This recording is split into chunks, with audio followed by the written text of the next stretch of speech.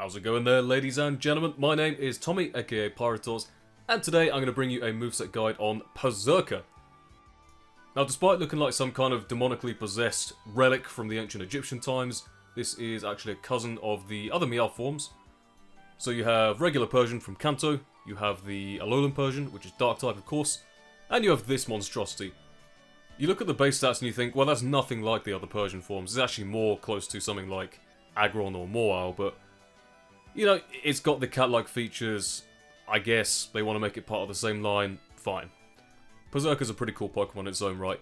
Even though I don't think it would be that useful in the higher tiers, I guess that's the same about the other Persian forms. But this thing is more oriented towards attack, of course. You can see it has nice physical attack and defense. Everything else is fairly bad. HP's alright, I guess. 3 decent abilities though, I'll say that.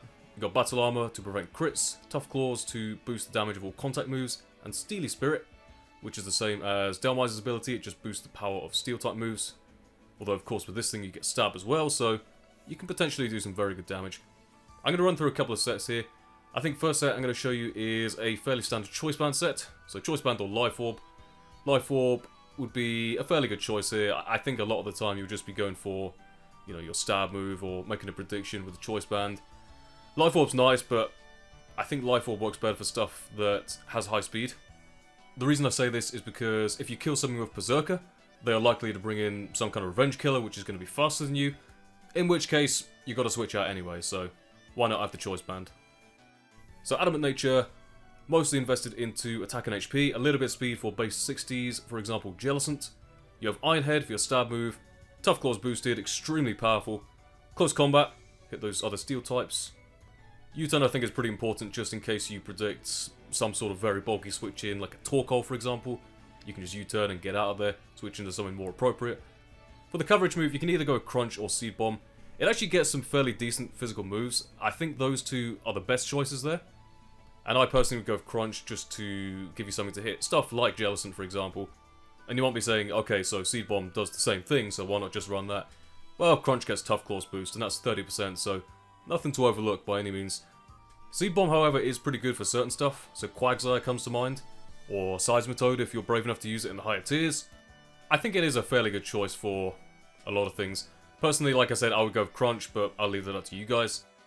Second moveset I'm going to cover is a Lumberry / Life Orb setup set. So of course this thing gets access to Swords Dance, which is very nice.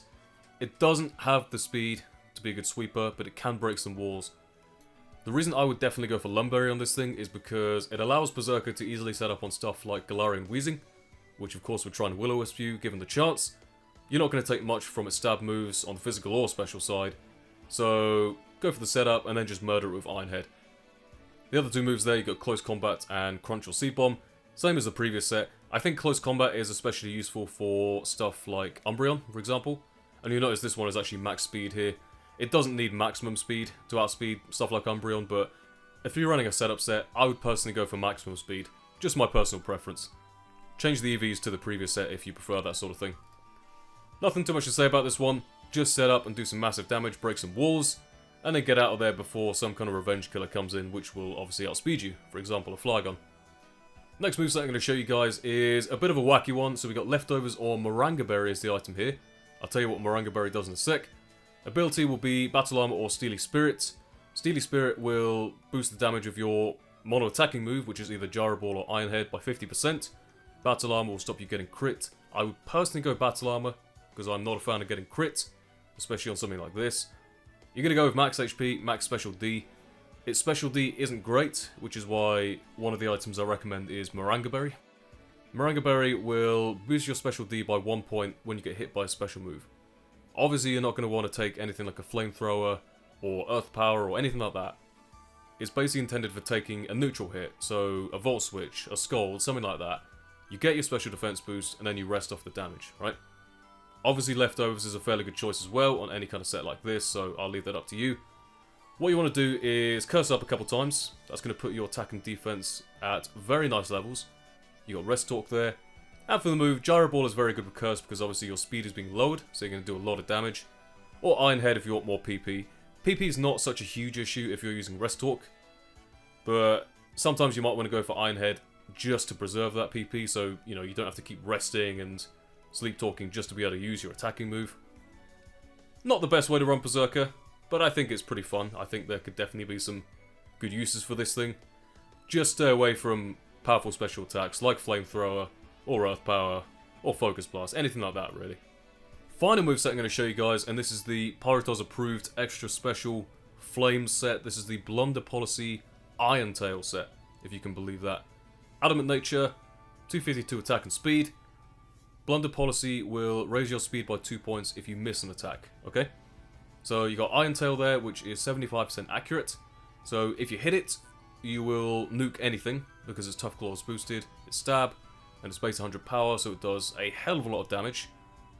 If you miss, you get your speed boost.